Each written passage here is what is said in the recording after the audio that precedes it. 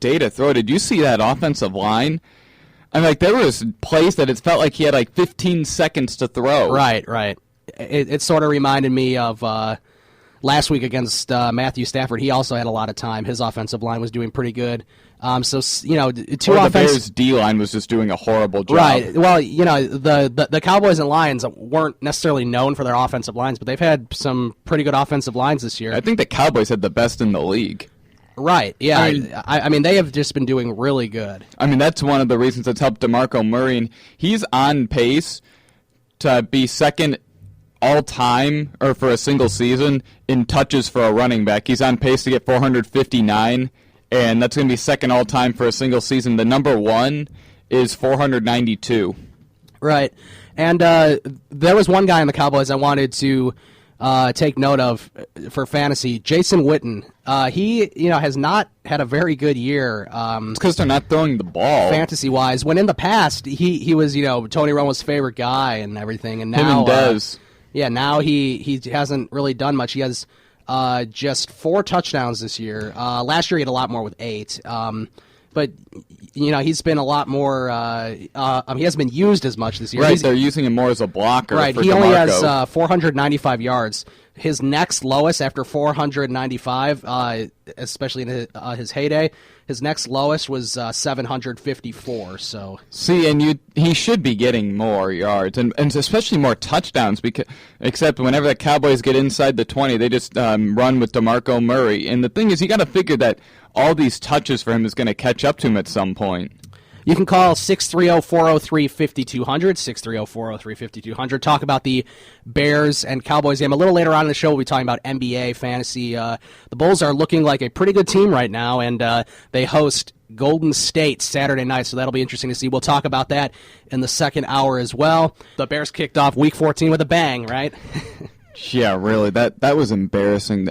Like, why are they embarrassing themselves like that on national television? I know, and now they have an Adler national television game, which at the beginning of the year, you would say, ooh, Bears-Saints Monday night, that's going to be a big game for both teams. Boy, Not this week. I know. I sent out a tweet that said, I wonder if ESPN is frantically trying to get permission to change that game. Yeah, they might be trying to because I don't think they're allowed to because I think they're only allowed to do that in weeks 16 and 17. And, usually, if they're going to change a game, or as I call it, like a flex. For instance, that Bears-Falcons game earlier this year was supposed to be a noon game. They flexed it to a nationally televised 3:15 game. And remember, the Philadelphia game from last year was originally supposed to be a 12 o'clock flexed, game. Yeah.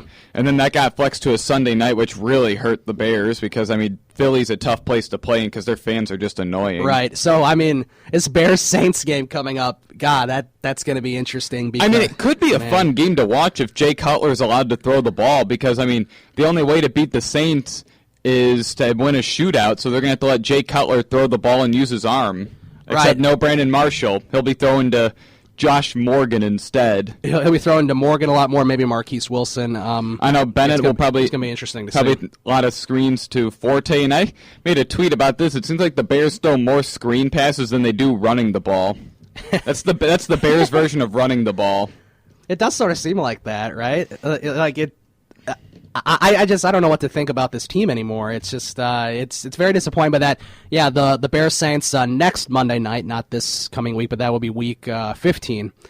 They will be playing, and that's going to be a bigger game for the Saints than it will be for the Bears because the Saints are still in the thick of things in that NFC South, which is just that competitive NFC awful. South. Very competitive, yeah.